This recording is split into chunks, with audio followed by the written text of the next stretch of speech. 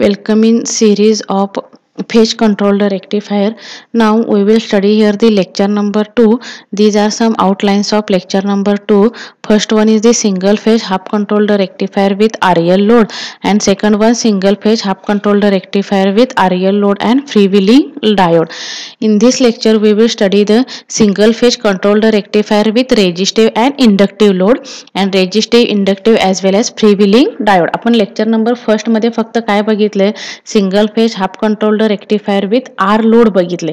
आता आपल्याला काय बघायचं आहे, RL load and freewheeling diode use करून काय करायचं आहे बघायचं आहे.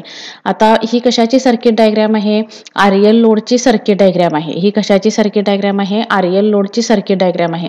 सेम कन्स्ट्रक्शन सेमच असणार आहे. इथे ह्या कन्स्ट्रक्शन मध्ये काय असणार आहे, साइन वेव्ह अप्लाय करायची. इथं काय असणार आहे, एससीआर असणार आहे आणि इथं फक्त आपण ऑलरेडी अगोदर बघितलेलं फक्त आर लोड यूज करून बघितलंय. आता आपल्याला काय करायचं आहे, ऍट द आउटपुट रेजिस्टिव्ह आणि इंडक्टिव्ह लोड काय करायचं आहे, कनेक्ट करायचं आहे.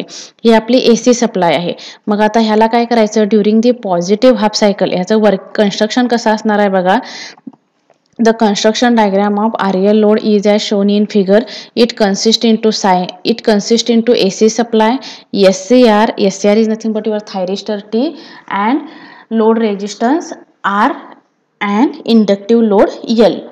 आता नेक्स्ट काय करायचं आहे, वर्किंग मध्ये काय करायचं आहे, during the positive half cycle this terminal is positive. During the positive half cycle SCR is working in forward bias. पण एससीआर जरी वर्किंग इन फॉरवर्ड बायस झाला तरी एससीआर काय होत नाही, टर्न ऑन होत नाही. एससीआर टर्न ऑन होण्यासाठी काय करावा लागतो, गेट सप्लाय काय करायला पाहिजे, अप्लाय करायला पाहिजे. आणि गेट सप्लाय अप्लाय केल्यानंतर एससीआर काय होणार आहे, टर्न ऑन होणार. एससीआर टर्न ऑन झाल्यानंतर आउटपुट व्होल्टेज मला अक्रॉस लोड रेजिस्टन्स आरएल, म्हणजे हा काय झाला तुमचा अल्फा टाइम पिरियड झाला.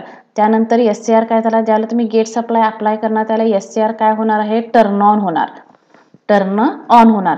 पण ड्यू टू इंडक्टिव्ह लोडमुळे हे काय झालं, थोडंसं खाली गेलं.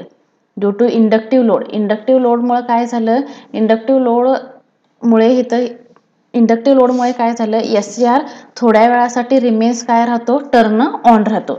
एससीआर थोड्या वेळासाठी रिमेन्स काय राहतो, टर्न ऑन राहतो. आणि हे निगेटिव्ह हाफ सायकलमध्ये जातं. याची वेव्हफॉर्म कशामध्ये जाते, निगेटिव्ह हाफ सायकलमध्ये जाते. आता during the negative half cycle SCR काय होणार आहे, रिव्हर्स बायस म्हणून वर्क होणार.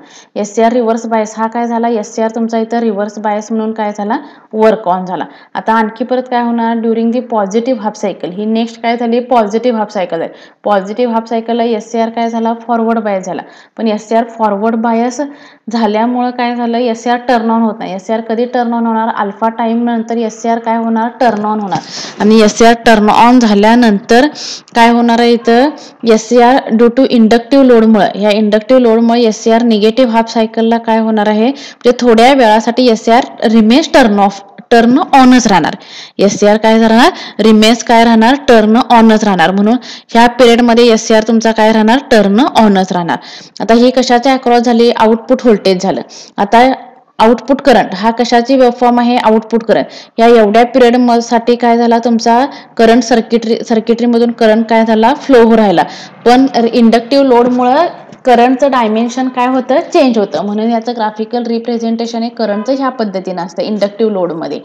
आणि हे काय झालं, एससीआर टर्न ऑफची, म्हणजे ही कशाची झाली, व्होल्टेज अक्रॉस थायरिस्टर. ही कशाच्या अक्रॉस वेव्हफॉर्म झाली, व्होल्टेज अक्रॉस थायरिस्टर. इथं काय होणार आहे, एससीआर ऑफ असणार आहे. इथं एससीआर काय झाला, ऑन झाला. इथं एससीआर काय झाला, इथं एवढ्या पिरियडसाठी काय राहिला, ऑनच झाला. आपण पॉझिटिव्ह हाफ वेव्ह मध्ये इथंपर्यंतच एससीआर ऑन होत होता. आता एवढ्या पिरियडसाठी एससीआर काय झाला, हा ऑन झाला. इथं काय झाला, एससीआर काय झाला, एवढ्या पिरियडसाठी ऑफ असणार आहे. इथं काय असणार आहे, एससीआर ऑफ असणार आहे.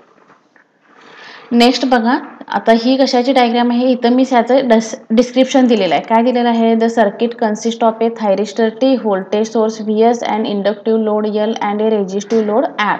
During the positive half cycle thyristor is acts as a forward bias किंवा SCR is acts as a forward bias but it does not conduct when gate signal is applied to it. म्हणजे SCR काय होत नाही, turn on होत नाही. कधी turn on होतं, ज्याला गेट सप्लाय अप्लाय करतो त्याला SCR काय होतं, टर्न ऑन होतं.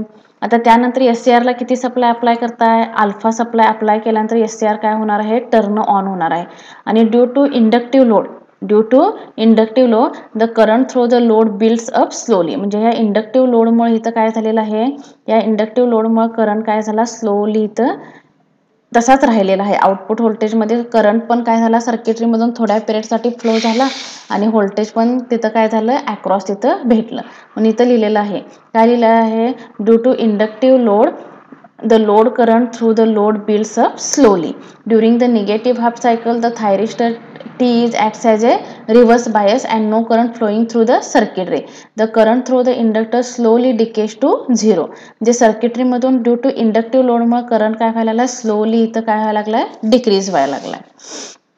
त्यानंतर नेक्स्ट बघा इथं single phase half wave controlled rectifier with RL load and free wheeling diode. याचं पण डिस्क्रिप्शन सेमच आहे. इथं फक्त काय करायचं आहे, RL लोडच्या अक्रॉस पॅरलल मध्ये इथं काय करायचं आहे, डायोड काय करायचा आहे, कनेक्ट करायचा आहे. आणि हा डायोड क्लिपर म्हणून ऍक्ट होतो. हा डायोड काय होतो, क्लिपर म्हणून ऍक्ट करतो. काय क्लिप करतो तो डायोड, हा जो निगेटिव्ह पोर्शन आहे RL लोडचा, तो निगेटिव्ह पोर्शन रिमूव्ह करण्याचं. टू क्लिप म्हणजे कट करणे. टू क्लिप म्हणजे काय करणे, कट करणे. म्हणजे हा कट करतो तो हा पोर्शन कट केल्यानंतर काय होणार आहे, एवढाच टाइम पिरियड राहणार आहे. हा पोर्शन जर कट केला तर काय होणार आहे, तेवढाच टाइम पिरियड. आणि ह्याची वेव्हफॉर्म सेम कशासारखी दिसणार आहे, तुमच्या half wave single phase half wave controlled rectifier सारखी दिसणार आहे. फक्त इथं करंटचं डायमेन्शन तेवढं तुमचं काय होणार आहे, चेंज होणार आहे.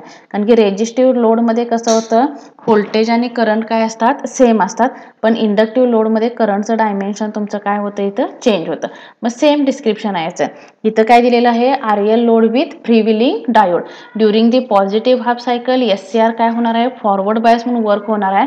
पण SCR फॉरवर्ड बायस म्हणून जरी वर्क झाला तर सर्किटरी मधून काय होत नाही, करंट फ्लो होत नाही. का करंट फ्लो होत नाही, ज्याला तुम्ही गेट सप्लाय अप्लाय करताय त्याला SCR काय होणार आहे, टर्न ऑन होणार.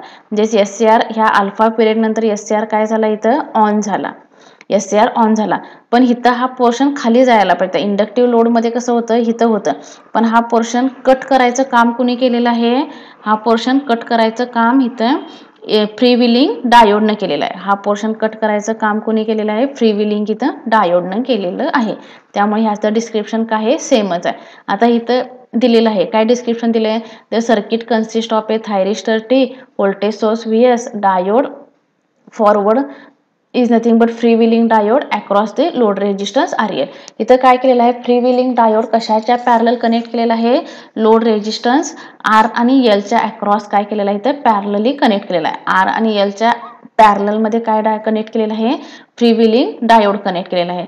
During the positive half cycle the input voltage the thyristor T is acts as a forward bias but thyristor does not conduct when gate supply apply to it. आता ज्यावेळेला apply केला gate supply त्यावेळेला SCR काय झाला, turn on झाला. SCR काय झाला, turn on झाला. आणि SCR टर्न ऑन झाल्यानंतर SCRनं काय केलं, इथं फ्री व्हीलिंग डायोडनं काय केलं, फ्री व्हीलिंग डायोडनं तो निगेटिव्ह पोर्शन आहे तो काय केला, शिफ्ट केला. म्हणून इथं राईटअप मध्ये दिलेला आहे, when the current is shifted from thyristor to free wheeling diode the thyristor turn off. The current through the inductor slowly decays to 0 through the loop R free wheeling diode. R free wheeling diode आणि एलच्या लूपमध्ये काय झाला, current flow झाला. Free wheeling diode काय करतं, जो negative portion आहे कशाचा, ड्युरिंग दी निगेटिव्ह हाफ सायकलमध्ये तुमचा जो डायोड काय होत होता, टर्न ऑन होत होता. ड्युरिंग दी निगेटिव्ह हाफ सायकलमध्ये SCR जो काय होत होता, टर्न ऑन होत होता. हा SCR काय व्हायला लागलाय, निगेटिव्ह सायकलमध्ये टर्न ऑन व्हायला लागला. तो रिमूव्ह करण्याचं काम कोणी केलं, इथं फ्री व्हीलिंग डायोडने केलं. This part is removable by using the freewheeling diode. इथं सगळ्याच्या कन्सेप्ट काय आहेत, सेमच आहेत. इथं सगळ्याच्या कन्सेप्ट काय आहेत, सेमच आहेत. मी आता कोणता पार्ट शिकवला बघा तुम्हाला आतापर्यंत. ह्या शिकवला single phase half wave controlled rectifier with R load. ही ह्याची डायग्राम झाली, हा पार्ट झाला. त्यानंतर मी काय शिकवलं, इथं single phase half wave controlled rectifier with RL load. RL load मध्ये हा काय झाला, inductive part. Negative half cycle मध्ये पण SCR काय झाला, थोड्या वेळासाठी काय झाला, टर्न ऑन झाला. पुन्हा मग टर्न ऑन झाला, हा इंडक्टिव्ह लोड मुळे काय झाला, टर्न ऑन झाला. आणि त्यानंतर RL लोड आणि free wheeling diode. RL load आणि फ्रीव्हीलिंग डायोड. हे फ्रीव्हीलिंग डायोडनं काय केलं, निगेटिव्ह हाफ सायकल मधला पोर्शन होता तो काय केला, कट केला. कोणता, जो करंट सर्किटरीमधून फ्लो होत होता निगेटिव्ह सायकलमध्ये, पण तो रिमूव्ह करण्याचं काम कुणी केलं, तर फ्रीव्हीलिंग डायोडने केलं. ह्या जर 3 कन्सेप्ट तुम्हाला समजल्या तर ऑलरेडी काय होतं, बाकीचं पण पार्ट काय होतो लक्षात येतो. हा